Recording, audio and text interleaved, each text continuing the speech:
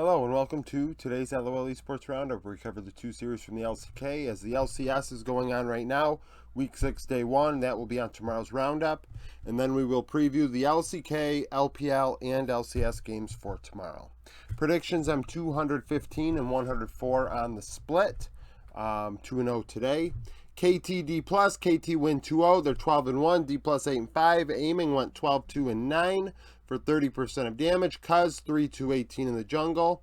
Kana 3-6-4, 35% of damage in the loss. BDD was my MVP. So game 1, D+ got out to an early lead.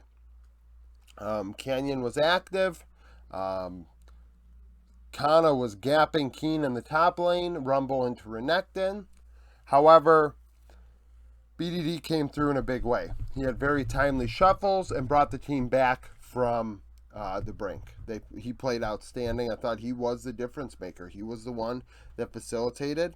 And although he doesn't have the KDA or the best, most damage, I thought he brought them back. And frankly, Game 2 wasn't as strong on the Twisted Fate. BDD is one of the few players that, for some reason, people really like. The coaching staff loves to pick Twisted Fate for him all the time, even when TF really isn't meta. Niski is another player that's an example of that.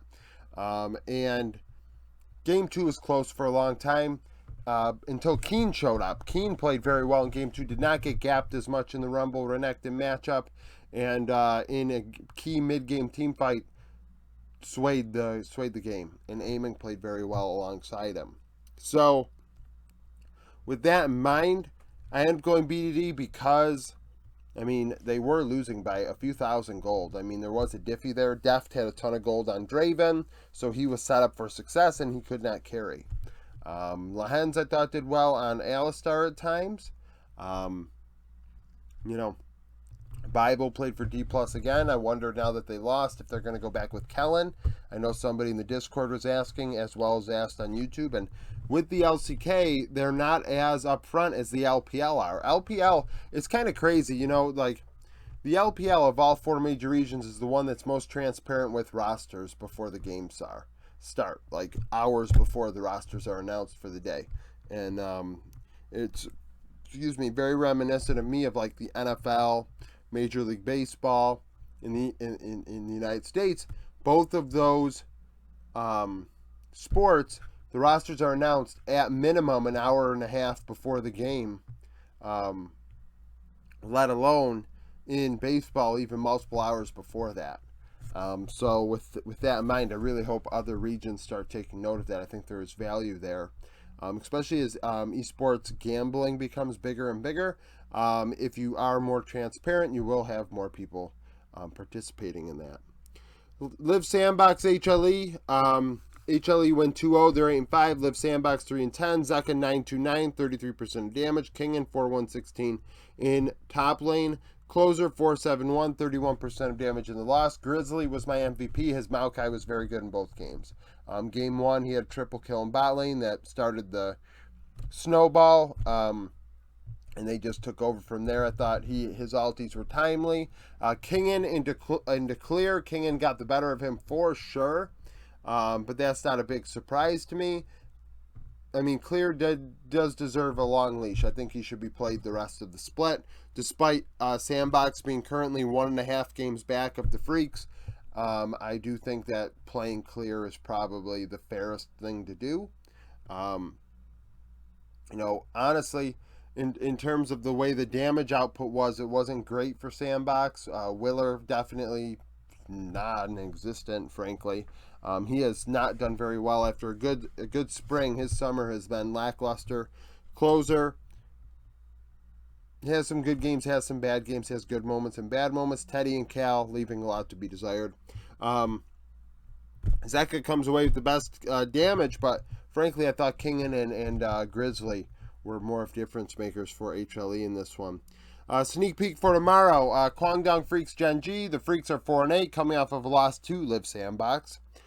Gen G third in the power rankings, 12-0, coming off of a win against DRX. Last time they played, Gen G won 2-0. Pays won 14-3-9, 39% of damage in the win. Taeyoon 2-8-4, and only 19% of damage in the loss. Nongshim DRX, Nongshim 2-10, coming off of a loss to T1. DRX 3-9, coming off of a loss to Gen G. Last time they played, DRX won 2-1. Fate went 7-3-21, 30% of damage in the win. Fiesta 10-8-10, 30% of damage in the loss. Two very, two mid laners on the hot seat, to say the very least, and I expect them to play again tomorrow. LPL Playoffs start tomorrow. Team World Elite, 12th in the power rankings, 7-9, versus EDG, 15th in the power rankings, 8-8. I plan on updating the power rankings on Saturday. I pushed them back. When they played in spring, EDG won 2-1. Despite Fisher playing, I am assuming that was just giving him a little bit of stage time when EDG had a little to play for.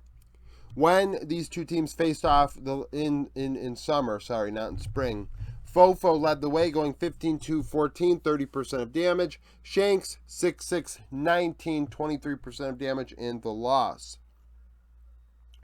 LCS preview, FlyQuest Immortals. Both teams are 4-11. Impact had the most damage for FlyQuest in that one, going 6-1-8, 33% of damage on Renekton. Solo 2-4-1, 23% of damage on the K'Sante. TSM C9, TSM 8-7, C9 17th in the power rankings, 11-4. Blabber went 4-3-7, 35% of damage in the win the last time they played. Boogie 3-3-5, 15% of damage in the loss. Obviously, Boogie playing a facilitator, and Blabber, that was one of his kindred games. 100 Thieves NRG, last time they played, NRG won. FBI went 5-2-12, 36% of damage. Doublelift 2-3-1, 37% of damage in the loss. EGTL, EG won the last time they played. Revenge went 4-1-10, 27% of damage on Renekton. Summit 2-5-1, 31% of damage in the loss.